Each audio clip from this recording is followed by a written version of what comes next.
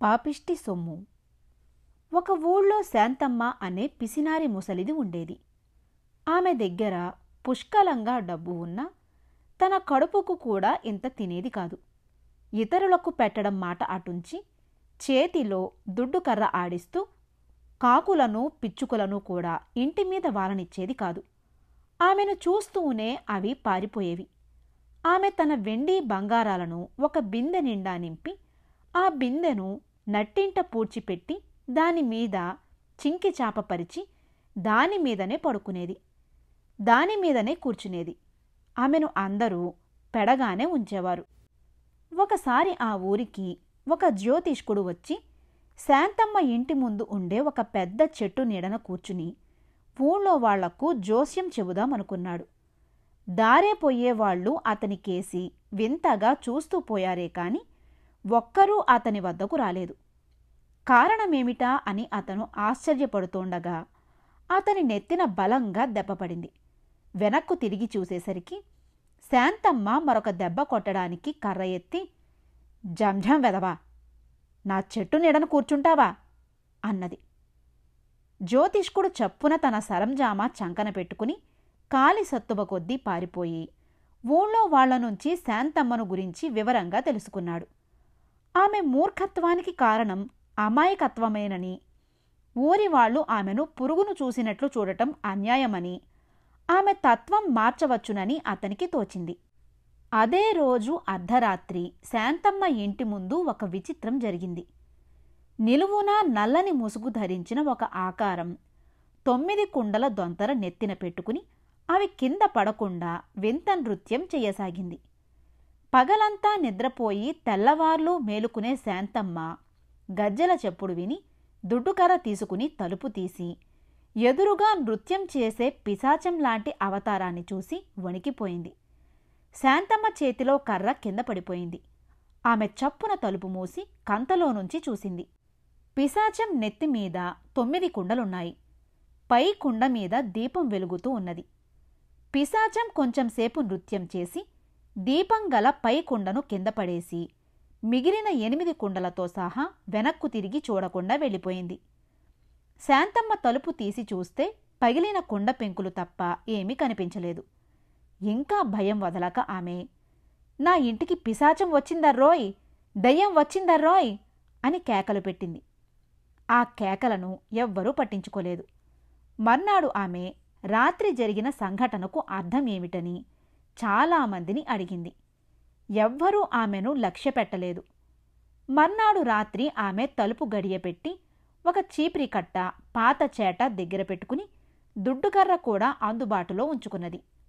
అర్ధరాత్రి మళ్లీ గజ్జెల మోత వినిపించింది. ఆమె తలుపు కన్నంలో నుంచి చూస్తే ఈసారి పిశాచం నెత్తిన 8 కుండలే ఉన్నాయి. 8వ కుండ మీద దీపం వెలుగుతున్నది.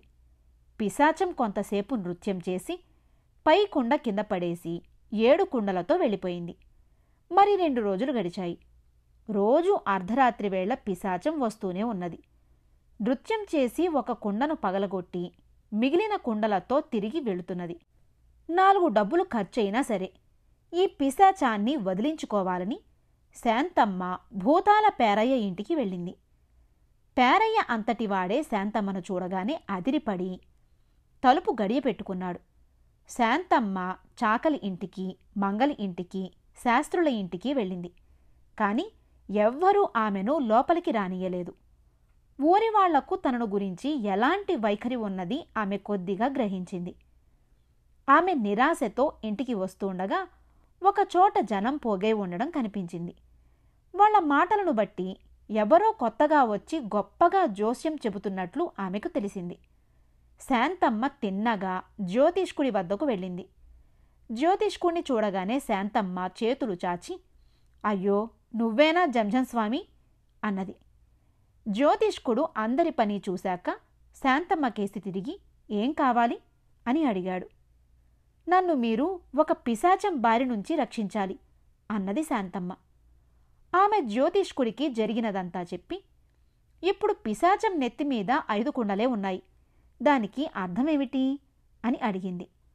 జ్యోతిష్కుడు కొంచెంసేపు ఆలోచించి తల అడ్డంగా తిప్పి, లాభం లేదు శాంతమ్మ, ఇవి నీకు చివరి రోజులు.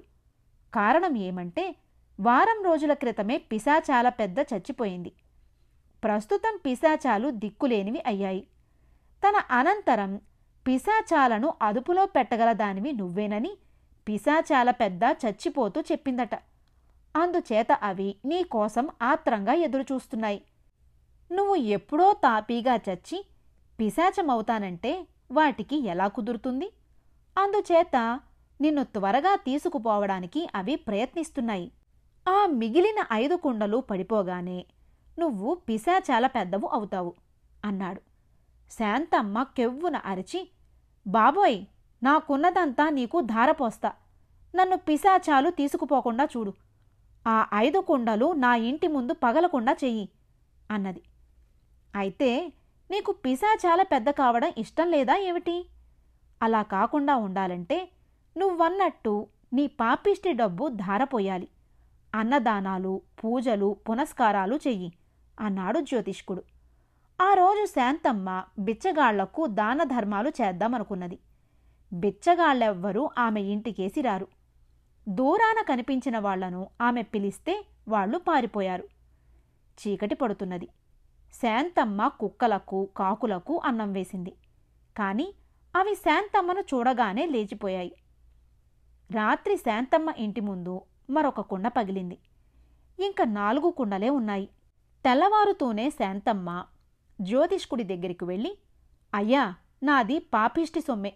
నా చేతి అన్నం కుక్కలు కూడా ముట్టడం లేదు. నాకు చావు తప్పదా అని అడిగింది. అవును తల్లి, మానవత్వం చంపుకుని డబ్బు కూడబెట్టావు. నీలో మానవత్వం లేదని పశువులకు, పక్షులకు కూడా తెలిసిపోయింది. నువ్వు డబ్బు మంచినీళ్లలాగా ఖర్చు చేసి నలుగురికి మేలు చెయ్యాలి.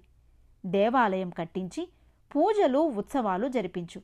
ఒక మంచినీటి బావి తవ్వించు. కుంటి, గుడ్డి తలదాచుకునేటందుకు సత్రం కట్టించు.